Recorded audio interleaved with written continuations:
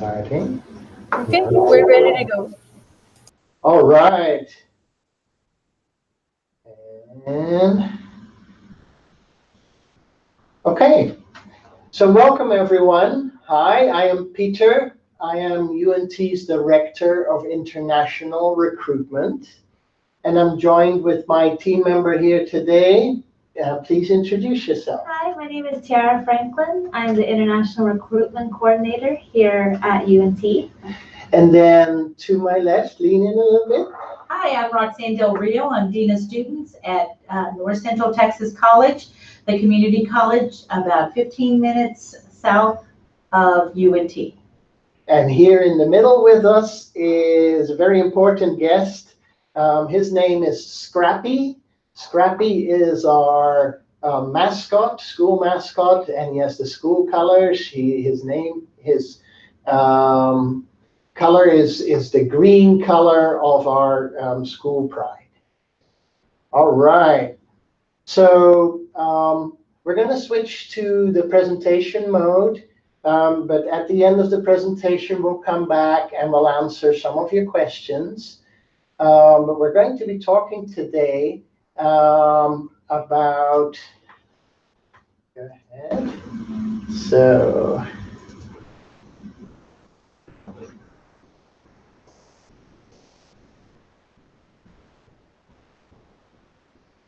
thank you. So today we'll talk about how to find scholarships and study in the US on a limited budget. And I think we'll have a lot of good tips and tricks for you on how to do that. So let's dive straight into it.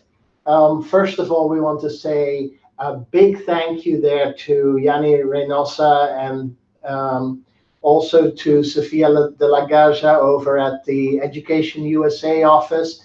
They are an awesome team and we love to work with them. They really have the best information for you on studying in the USA. And so we love working with that team and we thank them for allowing us to present tonight. Let's Hold on, yeah. Sorry about that.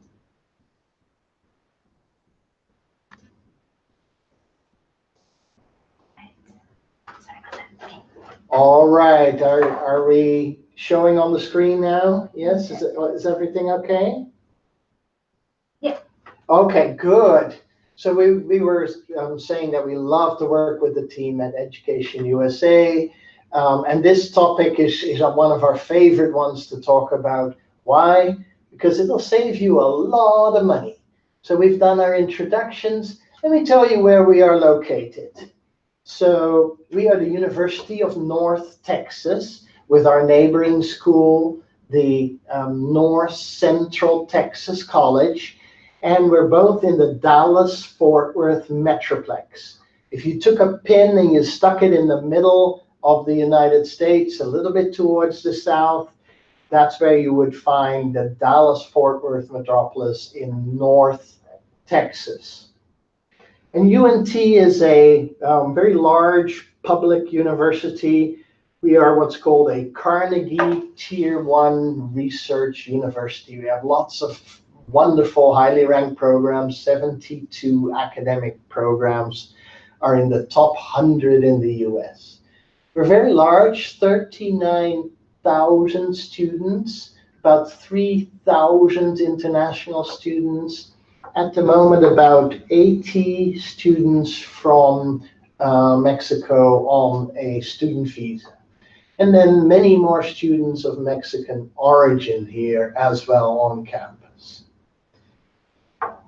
So let's dive straight into how do you save a lot of money studying in the US. And the first and really big factor determining how much money you're going to have to spend or save is where in the US do you study, what location. You know, many international students, when they think about studying in the US, they think first about the East Coast, the Boston, New York area, or the West Coast, Los Angeles, Seattle, San Francisco area. But those two areas, the two coasts, are the most expensive to live and the most expensive to study. You save a lot of money by choosing to study in the middle and in the south of the United States. States like Texas and Arizona and New Mexico and Louisiana, Oklahoma. In those states, studying is much, much, much more affordable than studying on the East Coast and West Coast. If you look at the prices, these are prices on this slide in terms of tuition and fees, about $20,000, and cost of living, about $1,000 a month in Texas. If you look over at the West Coast, you see that these costs are almost double as much. And so you can imagine that the biggest way to save money studying in the US is simply by choosing the location of where you study. Then a second big factor, and represented here at the table this afternoon, are your choices of going to a 4-year public university or to go to a community college for your first 2 years. And additionally, you could also choose to go to a private university. How do you tell if a school is public or private? A quick way that you can already tell is usually when the school is public, it has the name of a state in the school. University of North Texas, name of a state, public university. North Central Texas College, public, right? When it's a private school, it often has the name of a city in the name. Think about Boston College, private school, right? So there's a quick trick. If it has the name of a state in the name, it is often a public school. If it has the name of a city in the name, it's often a private school. And the differences in costs are huge. We've lined up 3 schools for you in the Dallas-Fort Worth area. UNT, which is a 4-year private. Northlake College, which is very similar to the kind of college where, it's a public school.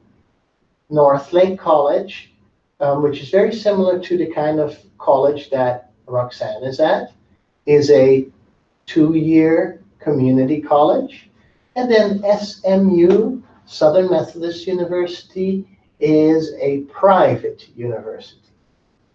And let's look at that second line from the bottom where it shows tuition and fees. Notice that the tuition at Southern Methodist University, $54,500 per year. At UNT, out-of-state tuition, $20,000. At a community college, around $5,000.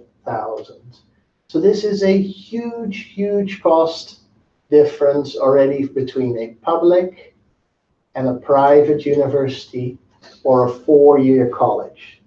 So if you're going to do a bachelor's degree in the United States, a great strategy to save lots and lots of money is for your first 2 years to go to a community college and get what's called your associate's degree. That's your first 2 years.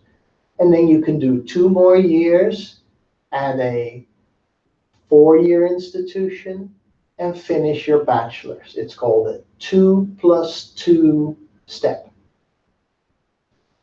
So there's already a big, big way to save money for you. Another thing to consider is, where will you live? Will you have to rent an apartment in the city where you're studying? Or will you live on the campus of the school where you're studying?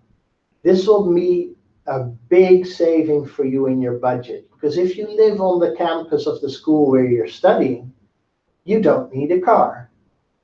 And a car in the United States brings lots and lots of costs with them, right? You need to have You need to buy the car, you need to pay your insurance, you need to pay for gasoline, and maybe occasionally you'll need to pay for a speeding ticket. So cars, if you don't need the car, that is a big, big savings. And lots of schools have what's called a residential campus, which means there's housing right there at the school.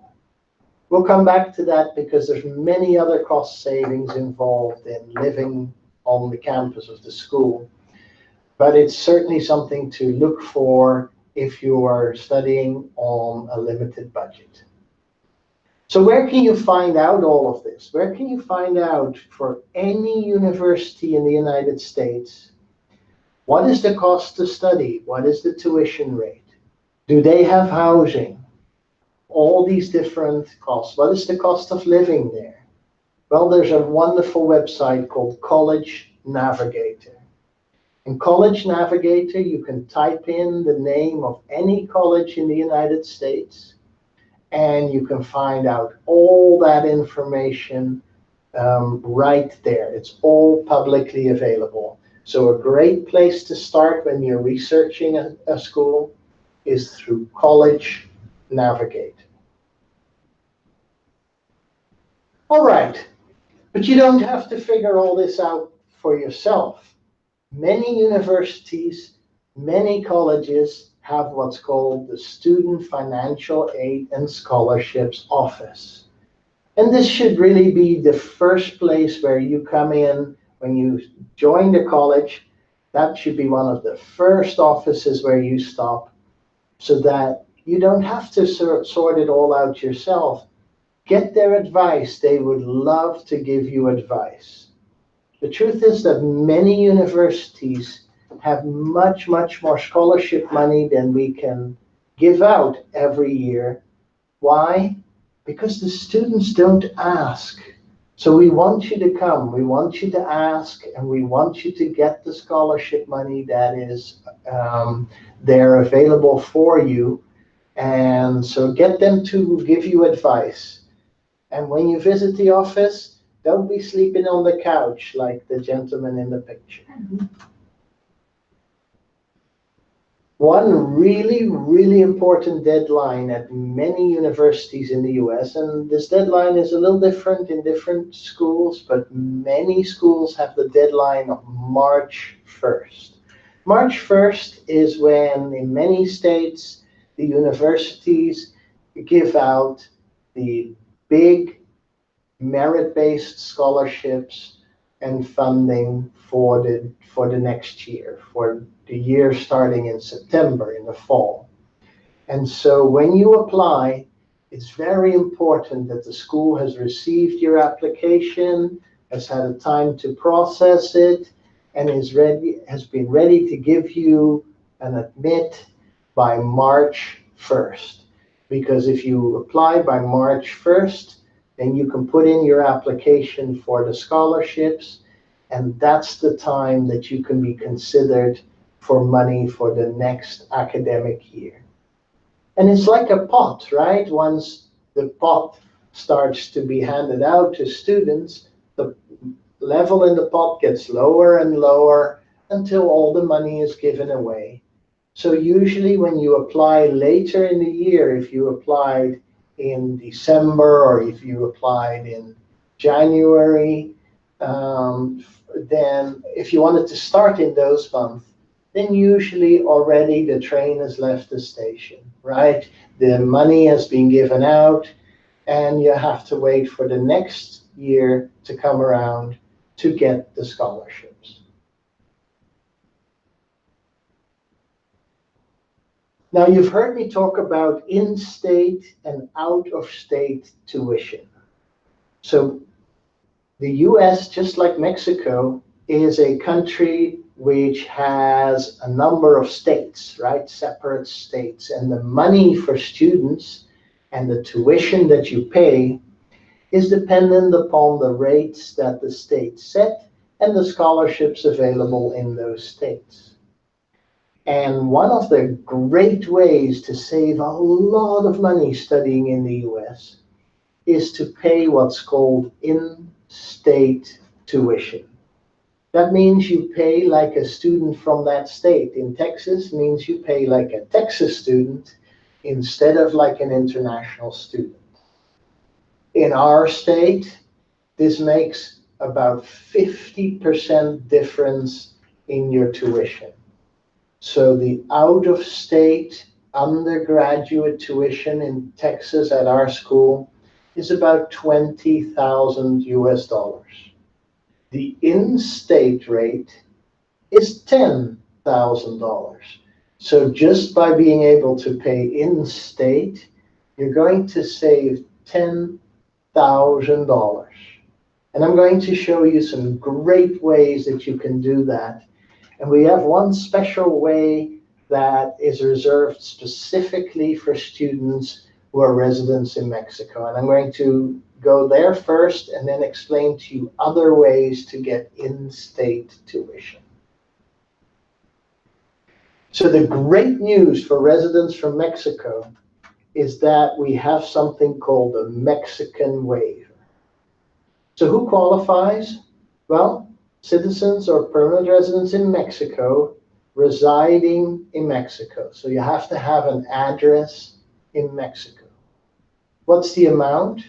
Well, we waive what's called the out-of-state portion of tuition, which means that if the total tuition out of state is $20,000 and in-state is $10,000, it means we waive about $10,000 or about half of your tuition cost. You need to be admitted and you need to be enrolled and keep getting satisfactory grades as you go along. The waiver is for 1 year, but you can apply and reapply to be considered for the waiver. And the good news is we have so many of these waivers that until now we've never exhausted the waivers for Mexican citizens. And so if you have residence in Mexico, if you're coming to study at the University of North Texas, if you apply and are admitted before August 1st, you can be considered for this out-of-state waiver, and you can save half of your tuition costs right there just by having residence in Mexico. There are several other ways that you can get the same waiver. An important way is through what's called merit-based scholarships. Merit-based scholarships for undergraduate students are through the SAT test or the ACT test. And depending on the level of the score that you score in that test, you are considered for what's called our Excellence Scholarship. Our Excellence Scholarships start at about 1,100, 1,200 on the SAT and about 24, 25 on the ACT. At that lower level, you're awarded about $1,000 scholarship per year, but it also gives you in-state tuition. And not only do you get $1,000, but you save an additional $10,000. The higher your SAT score or ACT score, the more scholarship money you're awarded, up to a maximum of about $8,000 a year. And for each of those levels, you also receive in-state tuition. And finally, there is another really good scholarship program at UNT. This one is called the Good Neighbor Scholarship. Good Neighbor Scholarship is for all the neighboring countries in the Western Hemisphere outside of the US, excluding Cuba. And basically the requirement is that you are either a native or you've been resident in those countries for 5 years. This counts for Mexico as well. And then it's the same conditions. You have to be admitted at UNT and have reasonably good grades to continue. There's a very small window to apply for this one. It's December 1st through February 15th. But this is one of the best scholarships we have because not only does it waive the out-of-state portion of tuition, it waives all tuition for a year, except for some fees.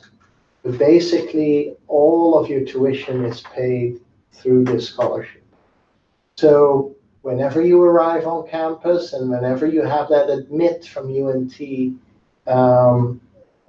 received, that's the moment that you should definitely try in that period, December 1st through February 15th, to put in your application every year for the Good Neighbor Scholarship, because it is just a wonderful scholarship that saves you a whole lot of money. All right, so enough about the different scholarships. Let's talk about where do you find more information about scholarships. There is a wonderful, wonderful website called FastWeb. And FastWeb is a website that combines the information about scholarships at many, many schools in the US. And I would always advise that one of the websites that you look at when you're looking for scholarships is FastWeb. Because FastWeb is also the one that the scholarship offices use. This is really where all the good information is combined. A word about studying at the master's and the doctoral level. When you study for a master's degree in the US, the way to get in-state tuition and the way to find funding for your studies is through the assistantships on campus. On a US campus, there are many different types of assistantships. You have RA, research assistant, you have TA, teaching assistant, you have AA, administrative assistant, you have GA, graduate assistant, you have many different types of assistantships available. And those assistantships usually lead to a partial tuition waiver, and they often come with a stipend as well to cover some of your costs. So for those of you who are going to do graduate studies, be looking out for those assistantships because they are the way to money for graduate students.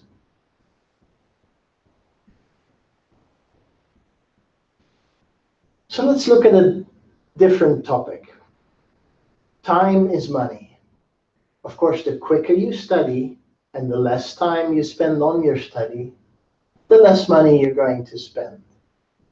So a great way to also reduce the cost of your studying is to do an additional course each semester, to do courses over the summer.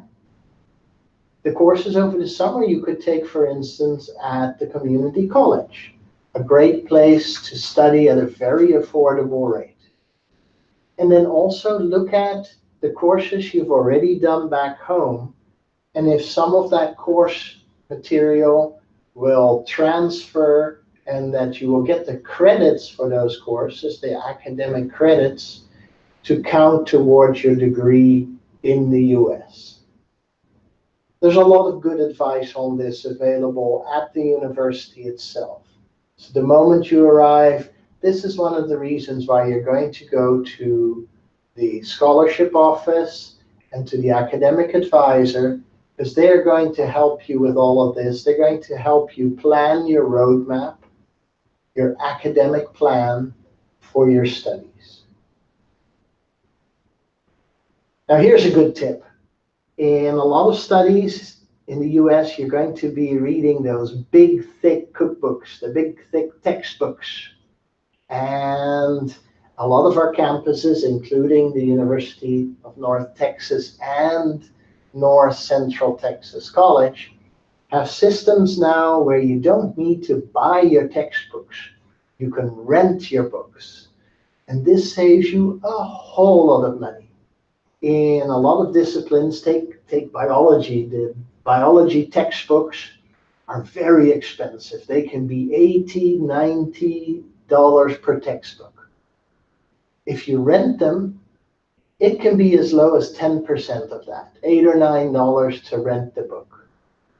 And many of the programs to rent your books now have systems where if you like the textbook at the end of the semester, you can still buy it at a very reduced rate. Another great way to save money on campus is to get a meal plan. Meal plan is like a debit card where you can put money on a card and you can eat at all the different little restaurants and all the different canteens on campus. A large university like University of North Texas, which has about 8 or 9 residence halls, these residence halls all have canteens in them, and so you can eat at the different residence halls.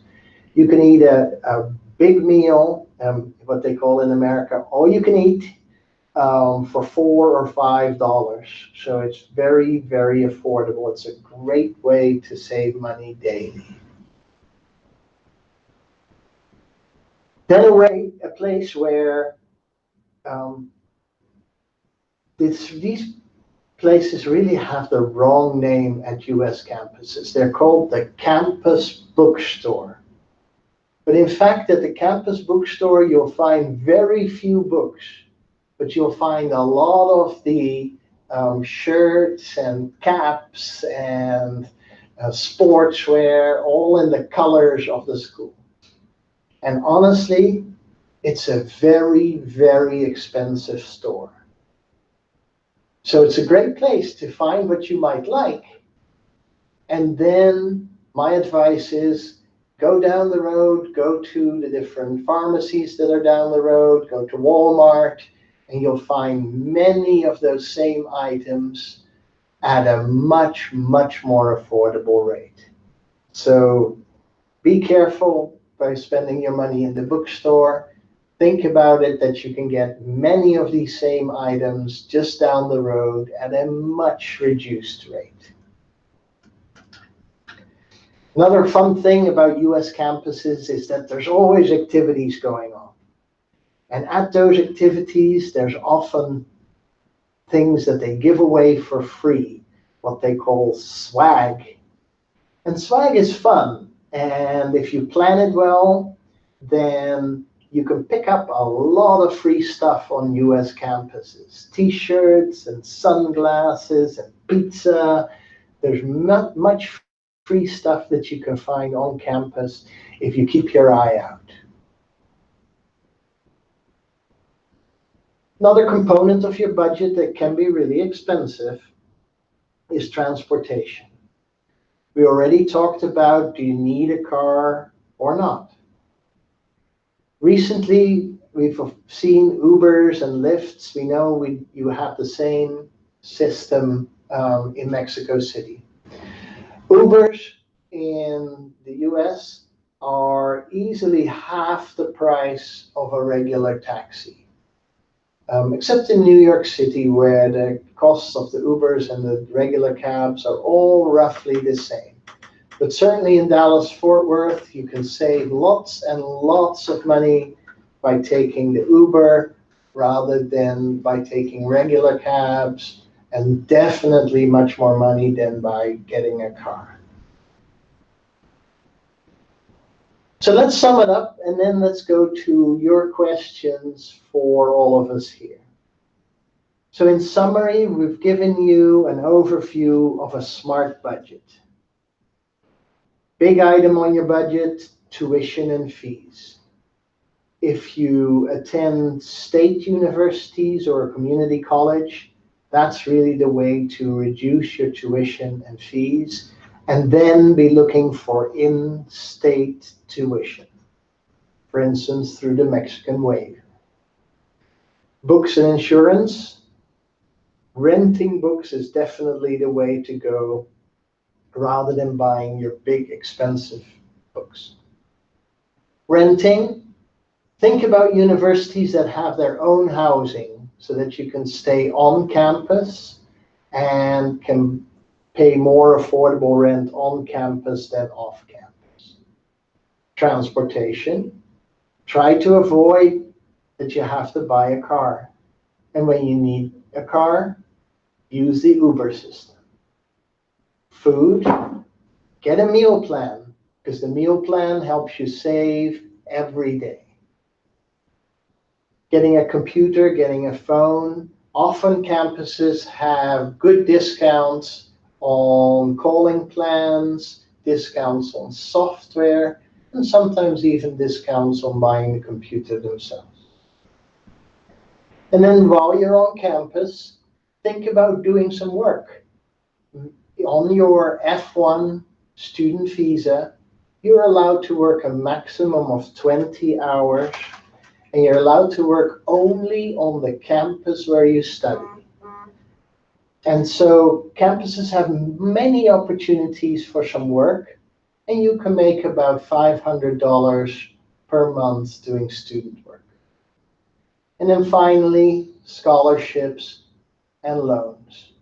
Remember, we've talked about the Mexican waiver, we've talked about the Good Neighbor Scholarship, and we've talked about merit-based scholarships based on your SAT and ACT score. All those components together allow you to save many, many thousands of dollars on your budget. And remember, when we started this conversation, where you study in the US and where you live in the US is possibly the biggest factor in your budget total. So with that, we will go to your questions, and we'll switch back to the camera mode. Yara, if you can help us, and be answering your questions via chat on the YouTube channel. So we'll go to there. All right. So some of the questions that came up. So one of them is Daniela. She asked, does the Mexican waiver exist also for graduate studies? Yes. So the Mexican waiver is both for undergraduate and for graduate students. All right. Itza asked, the merit scholarship could be obtained with the GRE also? There are departmental scholarships. So let me explain where scholarships come from. For the undergraduate students, the scholarship money is money from the state of Texas. It's given out by the institution at the university level, and you get it through the SAT and ACT score.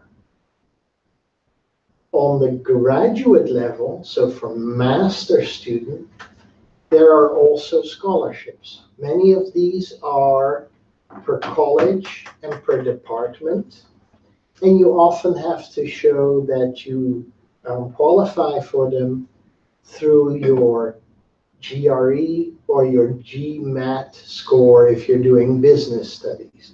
So GRE is generally for the sciences and for engineering. GMAT is for your business studies.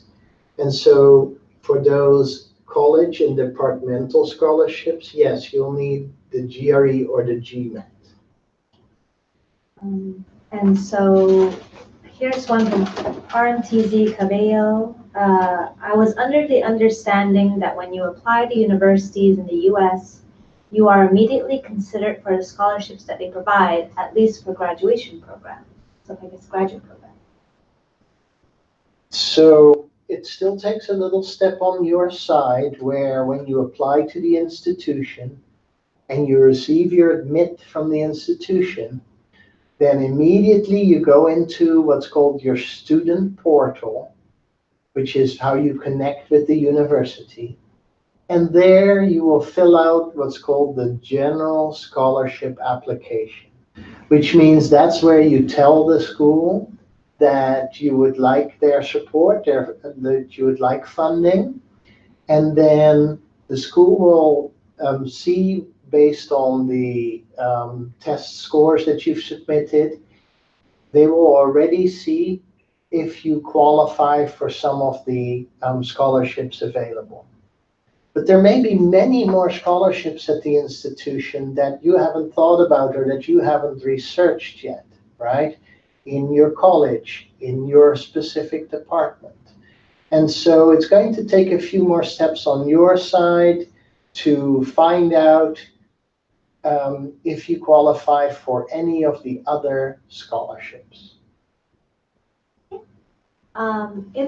Same person also asked, in respect to the in-state tuition, what if you are a U.S. citizen but residing outside of that particular state where you want to study? Is it possible to get an in-state tuition? Yes, it is possible. It's through what's called a residency. So you can establish residency in a state.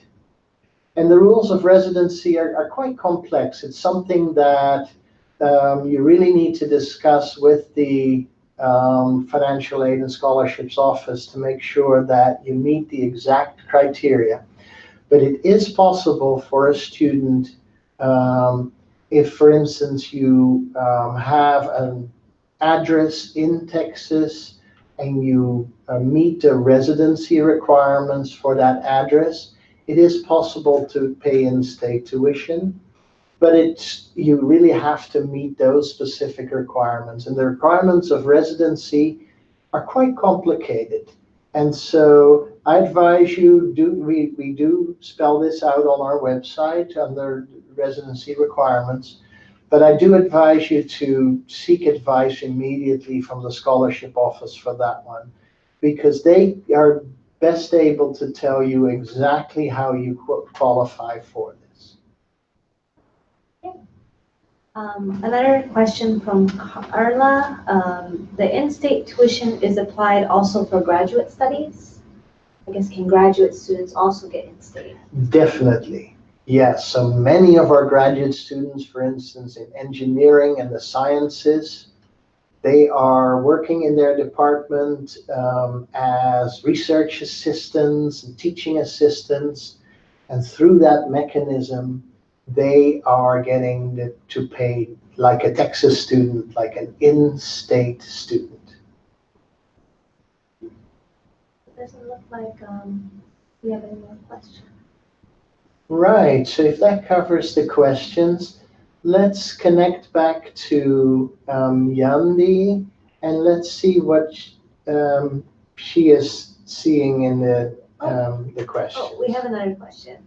Sorry, it's a little bit slower. No problem. Could I apply for more than one scholarship each year, or should I just apply to one at the time? Good question. There are a few scholarships that you can have next to each other. For instance, some of the departmental scholarships you may be able to have in addition to your general academic scholarships. But usually it doesn't make sense, right? If you already have your in-state, your out-of-state waiver through the Mexican waiver, then it doesn't make sense to have that same waiver through a merit-based scholarship. And the way that UNT looks at this is we want as many students as we can to have a scholarship. And so when you already have a major scholarship, we usually don't allow you to have an additional scholarship next to that. Looks like there's at the moment no questions. Did that cover the questions? Well, great. It's been really fun to talk with you. We'd love to hear any more questions. Roxanne is also still here from the community college perspective. Any other questions you have? We'll be here still for a couple of minutes. So please ask your questions.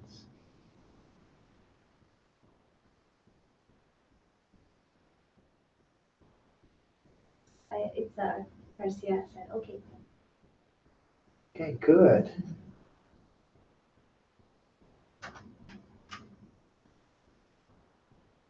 So what I want to know is, what are your expectations for the Mexican ladies to do in the World Cup soccer? This should be exciting, right? The World Cup has just started, and I want to try and see every match there is, and I have high hopes for the Mexican team. Education USA also put out that if they have any questions, they may also write to study@unt.edu, which is our office email. Yes, so any follow-up questions you have specifically for UNT, or we'll pass it on to North Central Texas College as well, is you can write to study@unt.edu. And don't forget, you have in the Benjamin Franklin Biblioteca there in the Zona Rosa, you have the fantastic resource of Education USA. Yandi and her team really know the answers to many, many questions at many more institutions than just North Texas. So always turn to them first, as well as a place to ask your questions, because they can already get you very far along. And when they have a specific question, they'll chase it down with us as well to get you the good information.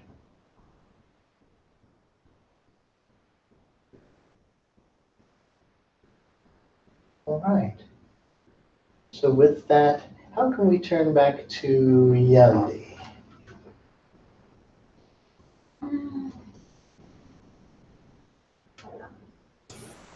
I am here. Can you hear me? Yes, I can hear you. Okay, perfect. Thank you so much for this session, Peter, and your awesome team. You are so welcome. It's always fun to do.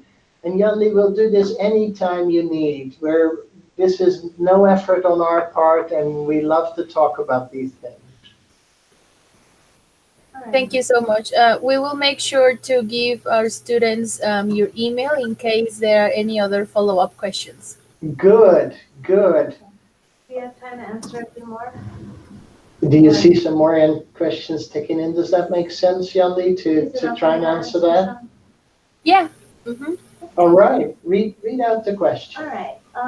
At which point in my application process should I get in touch with my scholarship advisor?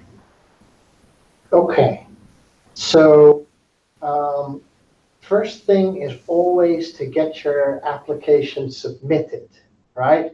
Because the moment that the university is able to give you an admit, that is when you can start to fill in your scholarship applications.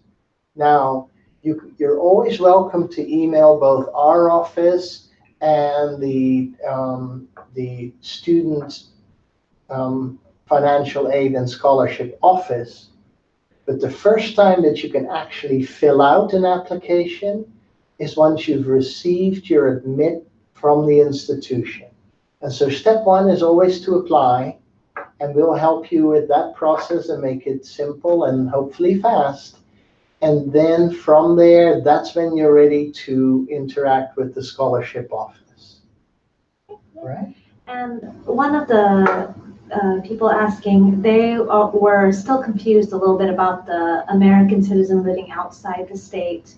And they're asking, what is the process that you were talking about? Because you were talking about residentship. Yeah. I could talk a little bit about that, because that was what, Okay. so Yeah. I am an American citizen that lived outside of the state. So when I came in, I was an out-of-state student. So just because you're an American citizen doesn't mean you're a Texas resident. In order to prove Texas residency, when you're applying to university, the first thing they do is they ask you a series of questions to determine whether or not you're eligible as a Texas resident. So the questions are things like, how long have you lived in the state? If you have a permanent, like if you have address in Texas, family in Texas, things like that they'll ask in this application form. And once you submit it, it goes to someone who reviews it, and then they decide whether or not you meet Texas residency or not. So you can always go to the usually it's the registrar's office is where that's dealt with in the university. So you can actually talk to them to see what are their requirements, because each state has different requirements actually. So that's what my experience of it was. Great, that's really helpful, Tiara. And so Roxanne was just sharing that typically it takes a year of living in Texas to establish that Texas residency. Mm-hmm. Yeah. And you have to, and another way to speed it up, I've heard, is if you're a U.S. citizen, you can work. If you work in Texas, you're considered a Texas resident. But that's just if you're a U.S. citizen, though, which this person is. So. All right. What else? What other questions are you seeing? That was it. That's it? Mm-hmm. All right. So with that, Yandi, I think we're going to conclude the session. And just to say one more time, thank you so much. It's always fun to work with you and the team. Thank you to Sophia. Reminder that she is not allowed to leave. And we'll talk soon again on email. Thank you so much for doing this. You're welcome. Good night. Bye. See ya. Bye. Bye.